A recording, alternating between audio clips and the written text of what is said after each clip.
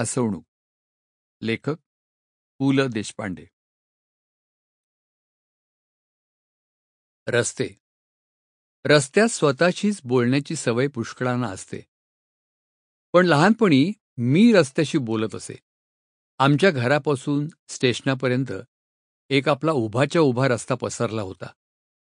गावात वस्तीही त्यावेळी बेताचीच होती. त्यामुळे सकाळ संध्याकाळच्या गाडीच्या ठराविक वेळा सोडून तो बहुधा रिकामाच पडलेला असायचा. आमच्या लहानशा घरापुढे उगम पाहून तो स्टेशनाला मिळत असे. आमच्या घराजवळ त्या रस्त्याचे गोल डोके होते आणि त्याच्या पलीकडे एक अनेक वर्षे पडलेला मातीचा ढिगारा होता, छोट्याशा टेकडीसारखा. उशीवर डोके टेकून पडलेल्या माणसासारखा हा रस्ता पडलेला होता. त्याच्या दुतर्फा उंच वृक्ष चौऱ्या ढाळीत नव्हते आणि हवेल्या दासींसारख्या उभ्याही नव्हत्या. स्टेशनापर्यंत 5-6 बैठ्या घरांची सोबत सोडली तर दोन्ही बाजूला भाताची खाचरेच होती. त्या मानाने गावातले इतर रस्ते अधिक करते-सवरते होते. हा थोडासा निवृत्तच रस्ता होता, बराचसा थकला भागलेला. मला त्याची दया यायची. शाळा सुटल्यावर बाकीची मुले आपापल्या रस्त्याला लागत आणि मी एकटाच या रस्त्याने परतत असे. त्यावेळी त्याचे माझे बोलणे चालायचे. काय बोलत होतो ते आता आठवत नाही, पण बोलत होतो हे निश्चित.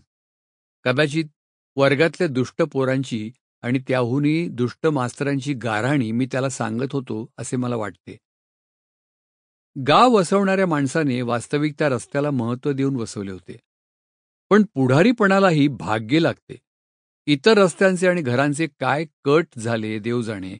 त्या रस्त्याने आपल्या गटातून ह्याला उडवला आणि गावाच्या मध्यभागी यायचा हा रस्ता गावाच्या बाजूला पडला.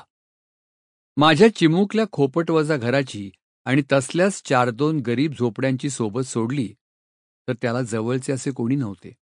इतकेच नाही तर त्याच्या मागून आलेल्या लहान सहान रस्त्यांना देखील मोठमोठी नावे मिळाली. पण हा रस्ता अनामच राहिला. कुणी कुणी त्याला स्टेशन रोड म्हणायचे. पण स्टेशन रोड हे काय रस्त्याचे नाव झाले? तसे पाहायला गेले तर आमच्या गावचे जवळजवळ सगळे रस्ते स्टेशन रोडच होते. सर्व देव नमस्काराः केशवम प्रतिगच्छति ह्या न्यायाने लहान मोठ्या साऱ्याच रस्त्यांची ओढ स्टेशनकडेच होती. पण काळ्या किरट्या पोरांना देखील राजेंद्र, रवींद्र, शिरीष, गिरीश अशी नावे ठेवावीत आणि एखादा गोरापान राजबिंडा Sample complete. Ready to continue?